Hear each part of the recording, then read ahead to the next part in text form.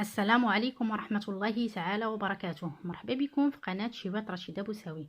هذا النهار جبت لكم بسبوسة بالنكهة ديال الحامض اللي كتجي لذيذة ومعلكة من الداخل. نقطع لكم واحد الطريف تشوفوها كيفاش كتجي.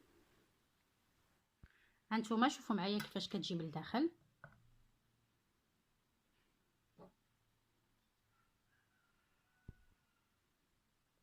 كتجي شاربة ديك السقوة وكتجي معلكة ولذيذة وبنكهة ديال الليمون، كتجي شي حاجة اللي رائعة. ندوزو للمقادير وطريقة التحضير.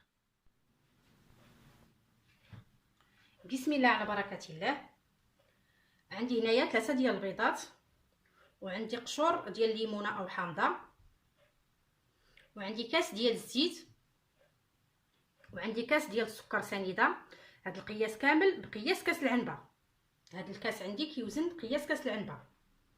عندي كاس كاس الا ربع ديال الدقيق الفورس الخاص بالحلويات، وعندي 2 كيسان ديال السميده اللي كنديروا بها البسبوسه الرقيقه، 2 كيسان، وعندي كاس ديال الحليب بارد، وعندي كاس ديال دانون بنكهه الفاني، وعندي رشه ديال الملحه، وعندي 2 خمارات من وزن 16 غرام، وعندي كيس فاني.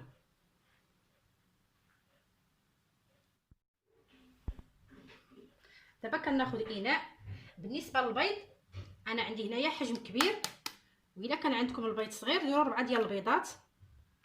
ودائما البيض يكون واخد حراره المطبخ، ما يكونش بارد من الثلاجه. وحتى الحليب حتى هو الا كان عندكم في الثلاجه دفيوه غير شويه ولا خرجوه من قبل.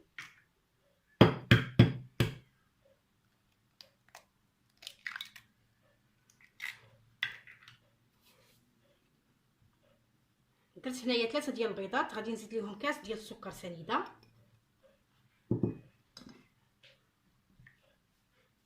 غنبدا نخلط مزيان حتى يذوب السكر.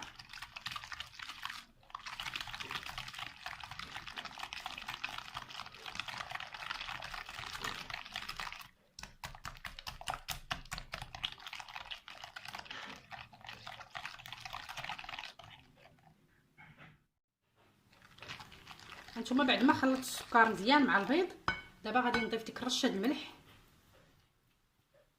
قبيصه الملحه،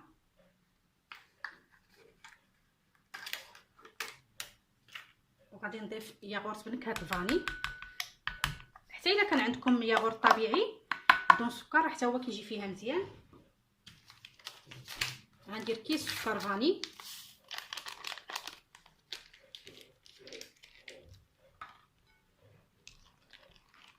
نخلط مزيان.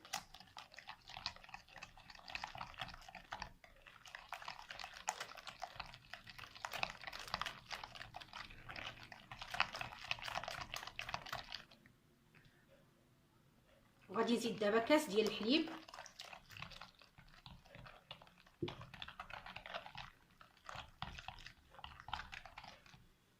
وغادي نزيد كاس ديال الزيت،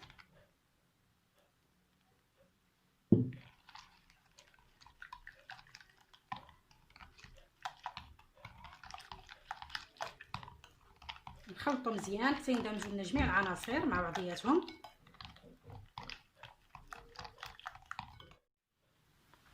ودابا كناخذ ليمونه كنحكها فهاد الحكاكه رقيقه، كناخذ القشور ديالها. هانتوما بعد ما حكيت ديك القشره ديال الليمونه حكيتها في الحكاكه رقيقه، دابا غادي نبدا نزيد السميده، كاس ديال السميده، ونخلط مزيان.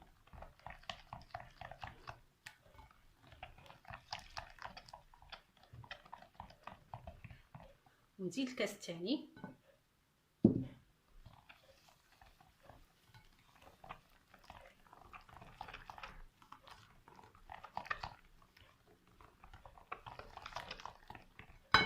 وغادي نزيد داك الكاس ديال الدقيق الفورس،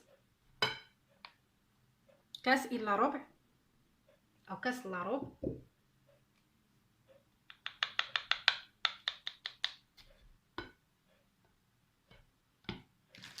وغادي نزيد 2 ديال الخمارات من وزن 16 غرام،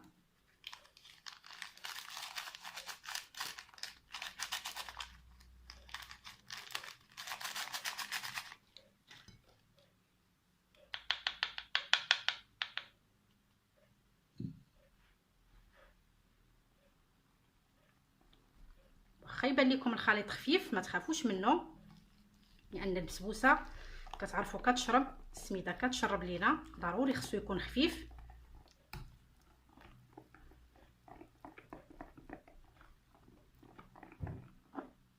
كما شوفوا معايا القوام ديالها كيفاش كتجي خفيفه.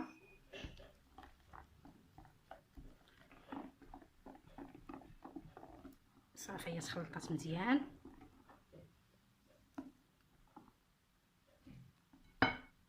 دابا غادي ناخذ المول ندهنو ونتلاقى معكم. هانتوما بعد ما دهنت المول ديالي بالزبده ورشيتو بالسميده، هانتوما شوفوا الخليط ديالي راه تقال شويه، ما بقاش كيف ما كان، وكي قلت لكم ما تخافوش منه،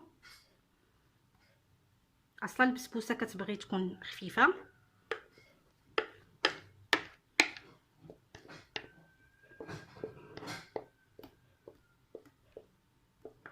هانتوما بعد ما فرغت الخليط ديالي في المول، ها هو على هذا الشكل هذا. دابا غادي نمشي على الفران، سخنته مزيان. بالنسبه للبسبوسه كتبغي الفران يكون سخون مزيان، وهبطت الحراره ل 180 ونشعلوا عليها غير من التحت حتى كتبان لينا يعني طلعت لي بدات كطلع ليها الحموريه مع الجناب، وديك الساعه نشعلوا عليها من الفوق ونخليوها حتى طيب. المهم عندها 30 دقيقه حتى 30 دقيقه حتى 35 دقيقه كتكون واجده، راه هذا غير كتوجد. دابا ندوزو نصايبوا السيرو باش نسقيو البسبوسه ديالنا. بالنسبه للسيرو خديت كاس ديال الماء وغنزيد عليه نص كاس ديال الماء، يعني كاس ونص ديال الماء، وعندي هنايا كاس ديال السكر سنيده، وعندي هنايا ديك الليمونه اللي حكيت القشور ديالها مع البسبوسه وعصرت، خديت الماء ديالها. غادي نضيفو للسيرو، ان هاد البسبوسه غتجي منكهه بالمذاق ديال الحامض. صافي غادي ندي هاد السيرو ديالي يغلى ويعاود مزيان، غير ما نخليوهش يتقال حيت بغينا حاجتنا به يكون خفيف شويه، يبقى خفيف ونخليوه على جنب يبرد. ملي طيب لينا البسبوسه سخونه نخرجوها سخونه ونسقيوها بالسيرو. هانتوما شوفوا معايا بعد ما طابت البسبوسه، هانتوما كي كتشوفوا معايا خليتها تحمرات، خليوها تحمر مزيان كتاخذ داك اللون الذهبي. هانتوما راها طايبه، والسيرو ها هو اللي وجدت معكم، ها هويا راه بارد خليته برد، والبسبوسه ها هي يلا خرجتها من الفران باقا سخونه. غادي ناخذ واحد الكوردو او فورشيط نديروا ليها ثقوب باش تشرب لينا السيرو مزيان.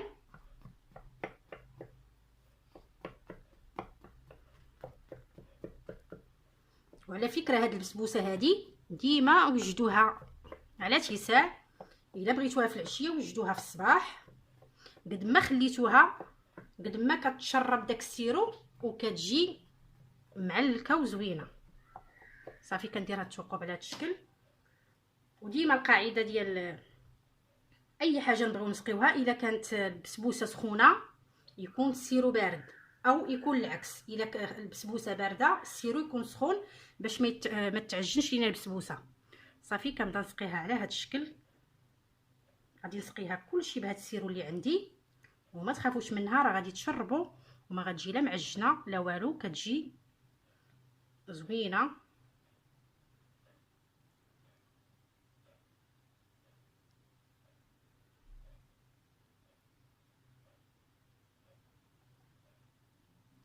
صافي دابا غادي نخليها تبرد على خاطرها ونتلاقى معكم في الشكل النهائي ديالها. هانتوما شوفوا معايا الشكل النهائي ديال البسبوسه ديالي بعد ما خليتها بردت مزيان. شوفوا معايا كتجي عرفتي شاربه داك السيرو، كتجي مفشفشه، ودهنت ليها وجهها بشويه ديال الناباج، ودرت عليها شويه ديال الكاوكاو اللي محمر ومهرمش. بالنسبه للزين نتوما زينوا بداكشي اللي عندكم، اما بالكوك او اللوز او لا خليوها هكاك راه كتجي زوينه. بالنسبه للزين كيبقى لكم الاختيار. نتمنى الفيديو ديال هذا النهار يكون نال الاعجاب ديالكم ونكون فدتكم ولو بالقليل، والى فيديو قادم ان شاء الله، والسلام عليكم ورحمه الله تعالى وبركاته.